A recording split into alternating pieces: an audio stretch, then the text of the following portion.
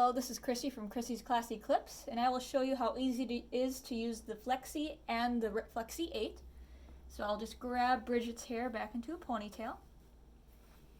And I'll grab the regular Flexi, put the pin underneath the hair, and we will just connect them on the other side with the pin into the first notch. And I can push it into whatever notch I need to make it tighter or looser. And when we're all done, we just push up on the pin and it pops right off.